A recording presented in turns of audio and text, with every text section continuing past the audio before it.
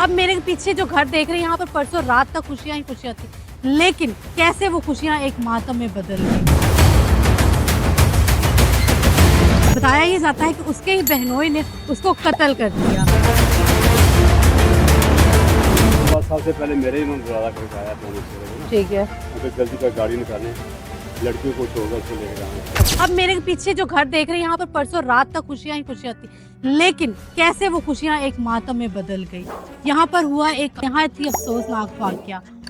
23 साल आयशा जो है वो परसों रात तक अपनी शादी की, अपने नई जिंदगी शुरू करने के ख्वाब देख रही थी, अपने लिए चूड़ियां खरीदी, हाथों में मेहंदी, अपने लिए नया जोड़ा, इवन कि वो एक नई जिंदगी स्टार्ट करने वाली थी अपने एक हमसफर के साथ। लेकिन उसको उसके ही बहनोई ने, बताया ये जाता है कि उसके ही बहनोई ने उसको कत्ल कर दिया।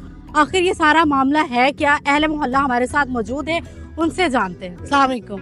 वालेकुम जी बेटे। अच्छा सर, आप हमें ये बताएं कि परसों रात यहाँ तक खुशियाँ ही खुशियाँ थी, लेकिन अचानक से जो है वो कह सकते हैं कि हम एक मातम सा छा गया इस घर में। किसने कत्ल किया, सारा वाकया है क्या? बहुत बड़ी सदमे की बात जी, है जी। कि खुशियों के घर में जी जी एकदम मातम बिछ जाता तो खुशी अफसोस तो बहुत, दुख तो बहुत होता है। जी जी बिल्कुल। ये मेरा साथ ही घर है, रैशी दर ही है मेरी, साथ वाले घर एक छोड़ के ना जी जी दूसरा मकान मेरा है। तो रात को खुशियाँ मनाते रहे, जी, जी। जी जी, अच्छी खासी ढोल की ये वो मेहंदी का। सुबह 7 साल से पहले मेरे ही उन्होंने दरवाजा खड़काया आया 6:45 बजे ना, ठीक है। मगर जल्दी का गाड़ी निकालें, लड़कियों को छोड़कर उसको लेकर जाना। अच्छा ठीक है। मैं बाग की गाड़ी निकाल के लेके आया हूँ। जी जी। मैं कहा लड़की को छोड़ दी, गाड़ी में डालो, लेके जाते हैं। उनके अंदर पड़ी, मतलब जब गया के देखा है ना, जी। तो मैंने ऐसे उसको हाथ लगाया यहाँ पे। अच्छा, ये किस टाइम का वाकया था? ये 6:45 बजे सुबह, सुबह का वाकया, 5:30 मतलब उस शख्स ने सुबह के टाइम उसको मारा? उसने गोली 5 बजे मारी। अच्छा ठीक है। 5:45 बजे। तो आप लोगों को आवाज नहीं आई? नहीं, आवाज नहीं आई। आवाज इसलिए नहीं आई कि कमरा बंद था, जी जी बेड के ऊपर, फिर आके दूसरा दरवाजा, फिर तीसरा दरवाजा, 3 दरवाजे हैं ना, ठीक है। तो आवाज फिर कम ही आती है। जी जी, उसने उसका कमरा वगैरह ऊपर लॉक किया किया हो, तो फायर किया हो, हम्म, ज्यादा आवाज नहीं आई। अच्छा। तो लड़की का जो वालिद है ना, वो यहाँ सोया हुआ था गली में। बाहर? उसने कहा कि थोड़ी सी आवाज आई है, मैंने समझा कोई बल्ब वगैरह फटा है। जी उसने ये समझा। ठीक है। तो मैंने देखा, मैंने कहा ये तो फायर लगा हुआ है इस रोड में। तो ये बच्ची तो बिल्कुल ठंडी पड़ी है, इसको हॉस्पिटल ले क्या करेंगे? ये तो पुलिस का केस है। फिर? अब अनफेयर पे कॉल करें, पुलिस को बुलाएं। उन्होंने कहा ठीक है, फिर अनफेयर कॉल की, पुलिस वाले आ गए। जब उन्होंने यहाँ शुरू किया, पूछताछ शुरू की ना, वो जो लड़का था ना, इनका बनोई था, वो लड़की जी। बच्ची का, उसकी तबीयत खराब होने लगी। वो कह रहा मुझे घबरा पड़ रहा है, मुझे दवाई दे, ये करो। तो जो उसकी सास थी ना, वो उसे लिपट रहा था। मतलब कह सकते हैं कि बहनोई डर के खौफ से जहाँ जहाँ वो उसको ले गए हॉस्पिटल, बहनोई को। 2 बंदों ने बताया मेरे को, ठीक है। हॉस्पिटल ले गए। वहाँ जाकर दवाई वगैरह उसकी ट्रीटमेंट करवाई उन्होंने, फिर वापस ले आए। पुलिस वाले जो उन्होंने लिस्ट बनाई कि यहाँ मेहमान कौन कौन थे, रात को कितने थे, इंचार्ज इन्वेस्टिगेशन जी, जी। SHO सब पहुँचे हैं जी। ठीक है। उन्होंने जब शुरू किया ना ये इन्वेस्टिगेशन, लिस्ट बनाई कितने मेहमान थे, तब उन्होंने फिंगरप्रिंट लेने शुरू किए हैं। फिंगरप्रिंट लेते हैं ना, ठीक है। जब उसके लिए लड़के गए ना, वो घबरा रहा था, उसने नहीं दी? उसके हाथ कांप रहे थे। पुलिस वालों ने जबरदस्ती पकड़ के लगाए। अच्छा। फिर उसकी तबीयत ज्यादा खराब हुई। उन्होंने कहा मुझे ले जाओ हॉस्पिटल, मेरा मुझे कुछ हो रहा है जी। उसको फिर ले गए हॉस्पिटल, दोबारा ले गए दो उसको? लड़के जब वहाँ लेके गए, उसने कहा यार मैं कोई, मुझे ना कोई जूस वगैरह ला के दो।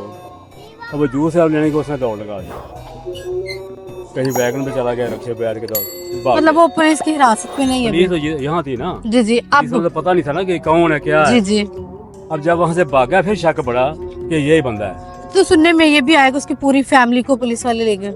नहीं, उनको देखो, जो उसके भाई थे ना, जी जी। 2 भाई इनके दामाद हैं, मतलब दोनों बहनें एक ही घर एक में? घर में हैं। उसको तो उन्होंने फिर लेके जाना ही था ना। जी जी। जब शक पड़ गया ना कि ये वो भाग गया, तो उसके भाई को तो पूछताछ करनी थी ना उन्होंने, ठीक है। पुलिस वालों ने। किस तरह फिर वो मुलजिम पकड़ा गया? जी, किस तरह वो तो पुलिस मुलजिम? वालों ने पकड़ा, पता नहीं कहाँ से पकड़ा, गिरफ्तार किया उन्होंने। उसने अपना गुनाह जो है वो कबूल कर लिया? हाँ, कबूल कर लिया उसने, ये चल भी रहा, मान गया वो। ठीक है। पिस्टल भी बरामद हो गया, मान भी गया है। उसने कहा कि मैं कहता हूँ लड़की मेरे साथ भागो, वो उसने इनकार कर दिया है, तो फिर मैंने मार दिया। सुनने में ये भी आया था कि आयशा के बहनोई ने ये कहा था कि तुम मुझसे शादी कर लो, तुम्हारी बहन को और जो है अपने घर वालों को मैं मना लूंगा। अब ये तो उसने कहा ही होगा ना। जी जी। जहर कहा होगा, बहन को दोनों बहनों एक घर में रह नहीं सकती, निकाह जायज नहीं है, शरीयत जी, में जी। जायज नहीं है ना। उसको तो तलाक दे के उसने क्या करना था ना। जी, अब वो तो नहीं कहेगी तो मुझे तलाक दे के मेरी बहन से कर लो, बिल्कुल या वो भी ऐसी नहीं बात कहेगी है। कि मेरी तो बहन को तलाक दो, मैं आपसे शादी करती हूँ। ये तो नहीं, लेकिन ये होता है जब आप खुला माहौल देते हैं ना बच्चियों को। जी जी नाजरीन, आपको वो प्लॉट भी दिखाते हैं जहाँ पर उस बदबख्त शख्स ने जो है आयशा को कत्ल करने के बाद पिस्टल जो है वो यहाँ पर फेंक दिया था। उस अपनी साली को एक बहनोई ने कत्ल किया। वजह सिर्फ ये बताई जाती है कि वो चाहता था कि आयशा जो है मुझसे शादी करे, किसी और से शादी ना करे।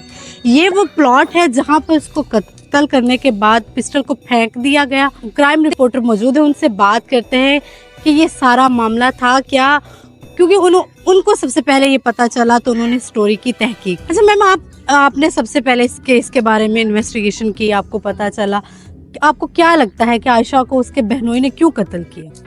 देखिए, जो मुबैना तौर पे इतलात है वो ये है कि शायद जो इनका बहनोई है जी, जी। वो इसको पसंद करता था आयशा को, और वो चाहता था कि मेरी इसके साथ हो जाए, जबकि वो पता है सबको कि वो की बहन का वो शौहर था। जी तो जी देखिए, अगर इस तरह की बात भी उस बदबख्त इंसान के जहन में थी तो ये एक जहनों की गलाजत होती है, ये जी, एक जी। अंदर की गंदगी होती है जो हम रिश्तों की पहचान नहीं करते हैं। इनको ये नहीं पता कि हमारी बहन कौन है। देखिए, सालियां जो होती है ना वो भी बहनों की, बिल्कुल मैम, इसी तरह अगर कोई समझे तो। बिल्कुल समझे तो। अच्छा मैम, आपको क्या लगता है कि जो बहनोई है वो तो चले मान लेते हैं कि वो इन्वॉल्व था आयशा में, क्या आयशा भी इन्वॉल्व थी? देखिए, मैं खुद से तो नहीं कह सकती, जी, जी। लेकिन सुनी सुनाई बात जी, जो जी। हमने अहले मोहल्ला से जो हमने सुनी है वो ये कह रहे हैं कि किसी वक्त में शायद इनकी आपस में बातचीत होती थी। लेकिन देखिए, बड़े बड़े मामलात होते हैं यहाँ पे, एक दूसरे की पसंदीदगी भी होती है, जी, लड़के जी। लड़कियां एक दूसरे को करते हैं, लेकिन माँ बाप जहाँ पे कर लेते हैं, कुछ बच्चे बच्चियां होती हैं जो कर लेते हैं ना, बिल्कुल अपने चुप चुप वालिदैन के माँ बाप की इज्जत के लिए वो इज्जत के मान लिए वो जाते कर देते हैं। तो लेकिन अब देखिए, वो जो बहनोई था उसकी भी शादी हो चुकी थी और जी, उसकी जी। बहन के साथ हुई भी थी। जी जी ठीक है, तो उसकी साली थी। तो ये जो सारा मामला हुआ है ये नहीं होना चाहिए था।